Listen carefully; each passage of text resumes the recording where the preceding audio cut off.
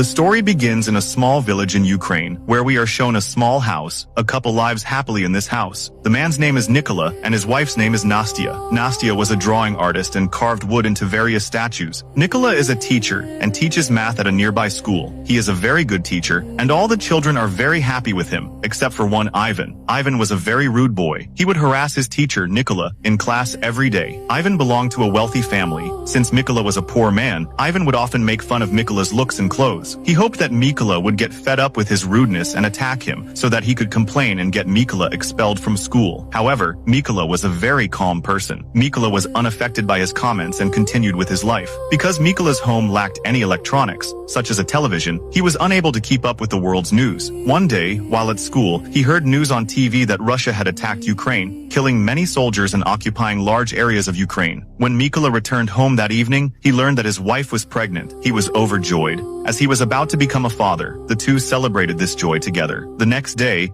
Nikola said goodbye to his wife and set off on his bicycle to teach the children at school. But while on the way, he saw two soldiers standing, lighting cigarettes, wearing a different uniform. The uniform was not at all typical of Ukrainian soldiers, and he found it strange. But Nikola thought that perhaps the government had changed the soldiers' uniforms, so Nikola paid no attention to it and quickly reached his school. But when he entered the school, he saw that the entire school was empty. Not a single child had come to school. This made him feel uneasy. Then, he saw the news on TV, which reported that Russian soldiers had entered Ukraine to occupy it, and now he realized that the soldiers he had seen on the road were actually Russian. This made him worried about his wife, who was home alone. He immediately got on his bicycle and ran home, but it was too late. When Nikolai arrived home, he saw two soldiers brutally beating his wife. Nikolai tried to save her, but they beat him too. Nikolai pleaded with them, "Please don't beat my wife, she's pregnant." But the soldiers ignored him and continued beating them both. A short while later, a Russian soldier searched Nikolai's house and, finding nothing of value inside,